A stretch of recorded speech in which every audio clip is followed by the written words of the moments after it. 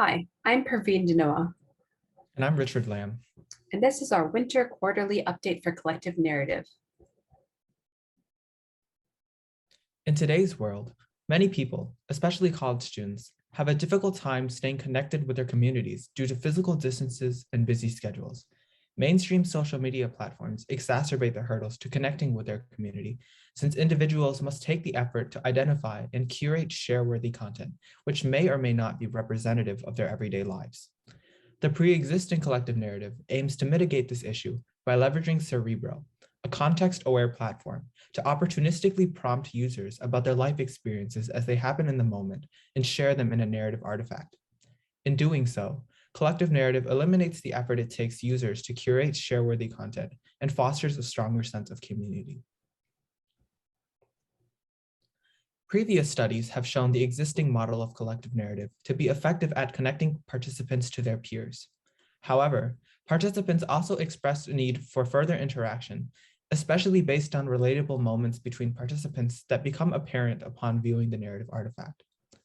After reviewing user feedback from prior studies, we believe that the lack of further interactions in collective narratives is a result of their centering around a singular community theme, which is suboptimal because different subsets of users in the community will inevitably discover new shared experiences or topics of interest and yearn for avenues to further connect with others based on them.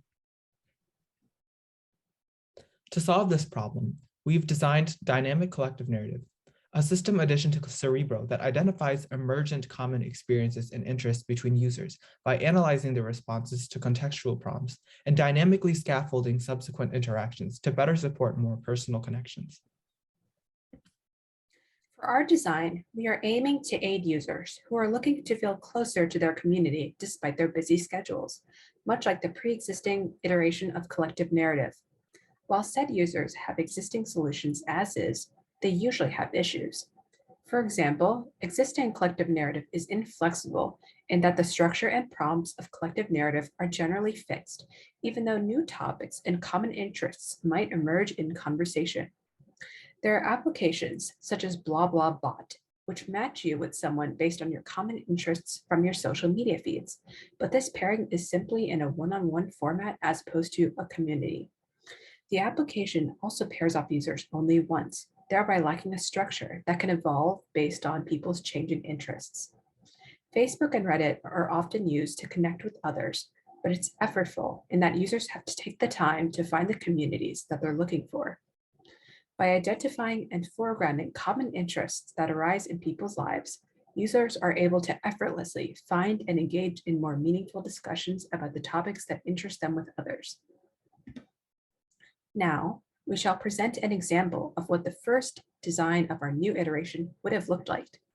Here, the old collective narrative may prompt someone during reading week about how they're feeling about finals. When the community answers about sleep, you will get a similar prompt.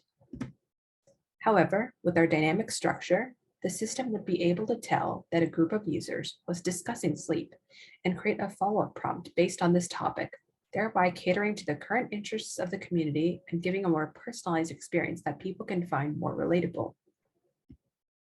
From a technical standpoint, we had hoped that we could program Cerebro to take different contexts of the users, group them based on their behaviors, and give them specific prompts that would cater more to their tendencies and interests, thereby creating a narrative more related to the community.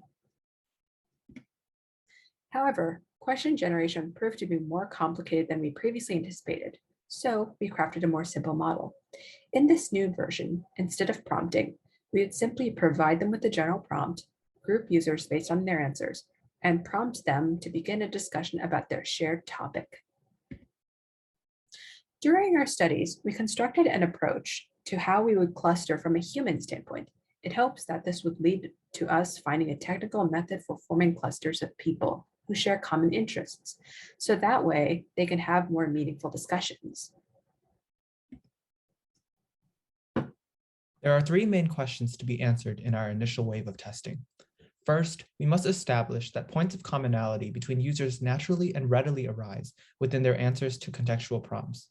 Second, we must seek to test whether or not our current system would be capable of identifying these points of commonality where they exist with reasonable effectiveness. Finally, we must determine whether or not participants will take the opportunity to further connect with other participants given the identification of relevant points of commonality. The methodology of our study is as follows. We first prompted members of the DTR community with a question about their weekend on Friday. We aggregated their responses as they came in and clustered users into groups in a manner similar to how our system would. We generated and posted a narrative artifact to a community Slack channel, giving users the opportunity to comment and react. We repeated this process with another prompt on Wednesday to give users who did not respond to the initial prompt a chance to participate. We then grouped people into Slack group chats and invited them to connect with each other. We finally asked participants to fill out a post-study survey.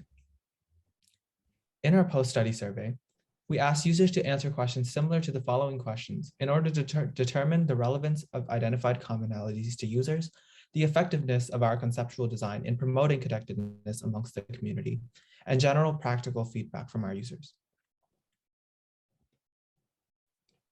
We found that there was a large variation in success at getting people to connect that was ultimately dependent on the relevance of the identified commonality, as well as the user's willingness to provide sufficient context. For example, a highly successful interaction between users was a conversation about cooking, which we determined to be a relevant commonality through post-survey feedback. On the other hand, a less successful interaction between participants was centered around partying, which was an activity common to both participants in their respective contexts, but not an activity that was particularly meaningful to either participant. Moreover, participants placed in group chats with general topics such as studying or partying expressed in post-survey feedback that they would have rather been given the option to choose which topics they wanted to converse about. The nature of the commonality, such as a grouping by similar emotion or similar activity, also played a role in the success of the interaction. Finally, we observed that the static artifact structure may fail to capture all elements of the narrative coherently, such as a range of shared emotions and a shared experience with coffee. Overall, we found that not all similarities arising in answers to contextual prompts constitute sufficient interactional ground, but that follow-up interactions that were centered around a relevant similarity were highly successful.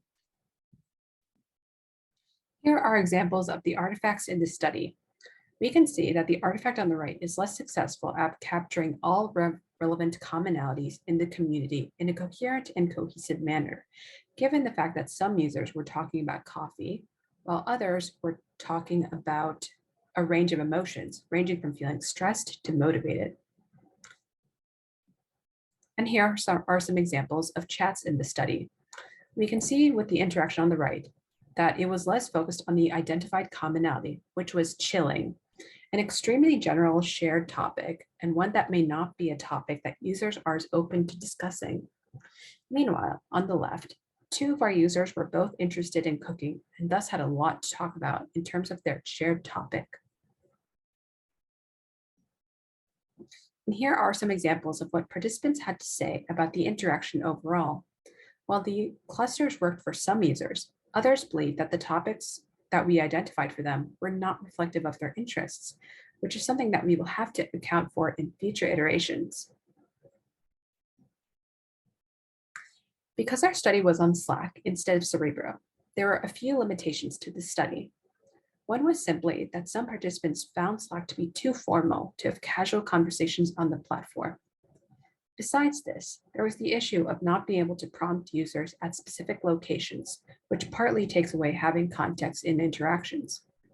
Besides this, there were more technical challenges when it came to topic identification, artifact creation, and question generation, which made this method of clustering more challenging.